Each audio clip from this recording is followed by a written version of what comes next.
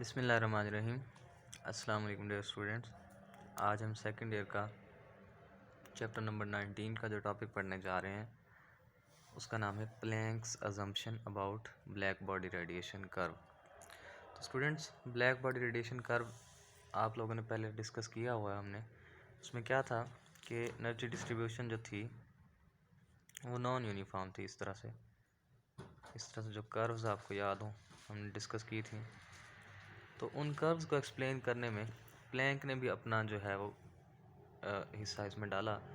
तो प्लैंक ने बताया कि जो एनर्जी डिस्ट्रीब्यूशन कर्व्स हैं, ये जो कर्व्स हैं ना, ये इनमें एनर्जी जो होती है ये यूनिफॉर्मली डिस्ट्रीब्यूटेड नहीं होती।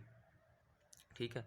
तो उसने कहा कि जी 1900 में जर्मन फिजिसिस्ट जिसका नाम मैक्स प्लैंक है, उसने क्वांटा डिस्कवर किया। अब ये जो क्वांटा है ये क्या है, इसको भी डिस्कस करेंगे। बाद में इसको आइंस्टाइन ने क्या नाम दिया ये भी डिस्कस करेंगे। तो emission of energy from a matter is not continuous but it is emitted और absorb by the atoms in a black surface in the form of indivisible packets. Indivisible जिनको मज़ीद डिवाइड ना किया जा सके। तो प्लैंक्स की ये असम्पशन थी कि जो एनर्जी वहाँ से रेडिएट होती है ना, वो एनर्जी कंटिन्यूस नहीं होती बल्कि छोटे से छोटे पैकेट्स की सूरत में होती है। तो इसको ऐसे मैंने यहाँ डिस्कस किया हुआ है कि क्लासिकल व्यू ये था कि एनर्जी इस तरह से कंटिन्यूसली डिस्ट्रीब्यूटेड होती है ये। लेकिन क्वांटम मैकेनिकल या फिर जो मॉडर्न फिजिक्स हम डिस्कस कर रहे हैं, इसके अकॉर्डिंग एनर्जी इस तरह से डिस्क्रीट होती है। ठीक है, मखसूस। तो ये जो छोटे छोटे पैकेट्स होते हैं एनर्जी के, बेशक ये पूरी एक इस तरह से वही वाली फॉर्म बन रही है, लेकिन इसमें ये है कि छोटे छोटे पैकेट्स होते हैं।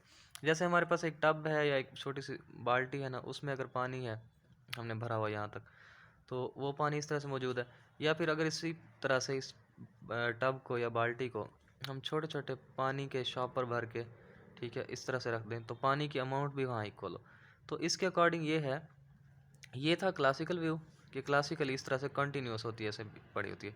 लेकिन क्वांटम मैकेनिकल या फिर ये जो हम एस्पेक्ट डिस्कस कर रहे हैं मॉडर्न फिजिक्स का, उसके अकॉर्डिंग ये छोटे छोटे पैकेट्स में एनर्जी डिस्ट्रीब्यूट होती है। बस फ़र्क ये था इन दोनों में। तो क्वांटा का जो कॉन्सेप्ट था ये कि छोटे से छोटे एनर्जी के पैकेट्स में हमारे पास जो पार्टिकल्स होते हैं उनके पास अपनी एनर्जी होती है। तो वो हर एक जो एनर्जी होती है वो सिंगल फ्रीक्वेंसी के साथ इस तरह से एसोसिएटेड होती है कि एनर्जी जो होती है वो डायरेक्टली प्रोपोर्शनल होती है फ्रीक्वेंसी के। ठीक है जी।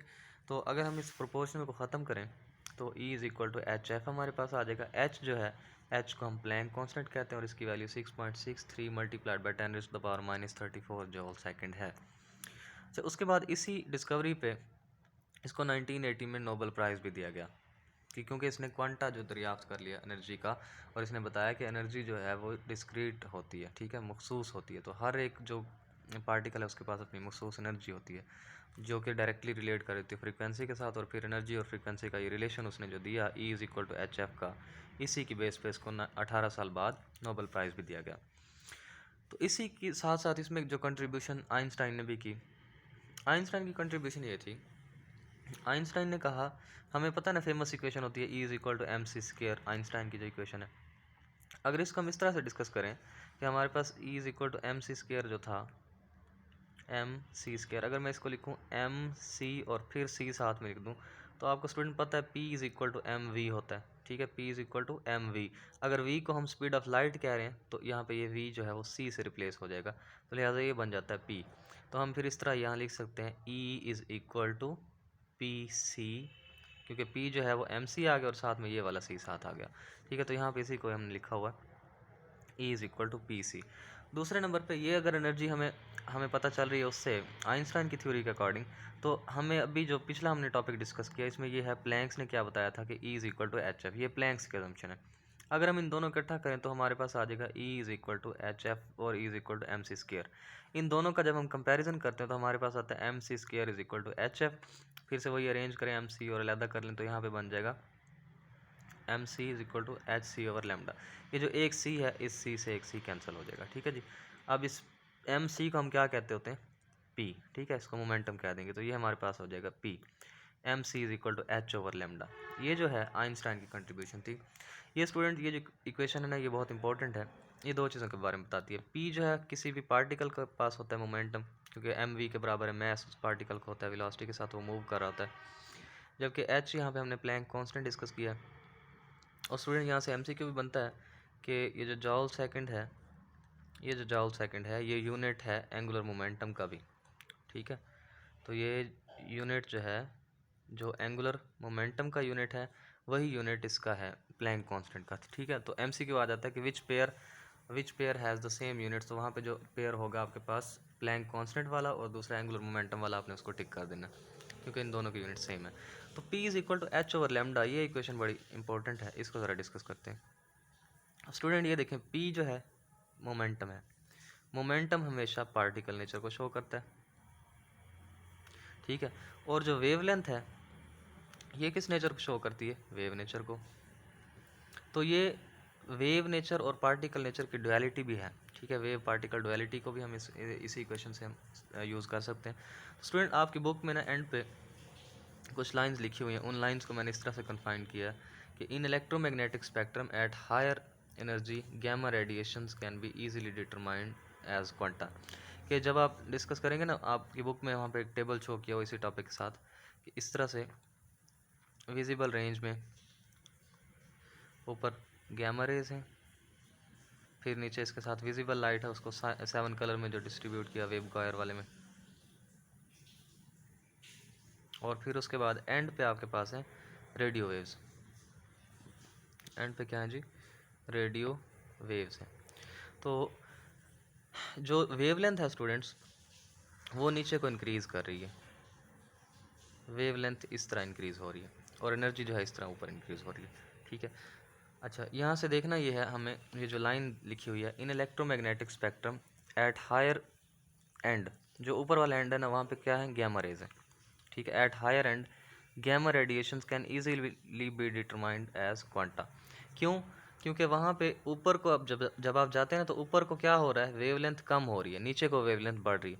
जब ऊपर को वेवलेंथ कम हो रही है तो फिर कौन सी नेचर बढ़ रही है, पार्टिकल नेचर बढ़ रही है। लिहाजा जब पार्टिकल नेचर बढ़ रही है तो जो गैमा रेज हैं उनको हम एज अ पार्टिकल यानी एज अ क्वांटा डिस्कस कर सकते हैं, वो डिटरमाइन हो सकते हैं।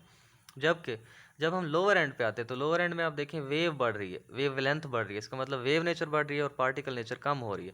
लिहाजा वेव नेचर बढ़ती है तो at lower end radio waves can not be detected as quanta, they can be detected as waves, ठीक है।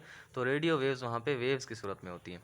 तो आप कह सकते हैं अकॉर्डिंग टू आइंस्टाइन थ्योरी कि हमारा जो स्पेक्ट्रम है उसमें अपर एंड की तरफ बढ़ते जाएं तो हमारा जो पार्टिकल नेचर है वो डोमिनेट करता जाता है, और जब हम उससे डिस्कस करते करते नीचे एंड को आते हैं तो हमारे पास वेव नेचर जो है वो डोमिनेट करती रहती है। तो स्टूडेंट्स ये थी प्लैंक्स की असम्पशन, और फिर उसमें आइंस्टाइन का जो रोल था वो है। तो आइंस्टाइन ने ना इन पैकेट्स को जो नाम दिया, फोटॉन का नाम दिया। ये जो एनर्जी पैकेट्स है ना, जिनके पास energy E is equal to H f है, उस एक पैकेट को आइंस्टाइन ने फोटॉन का नाम दिया, ठीक है जी।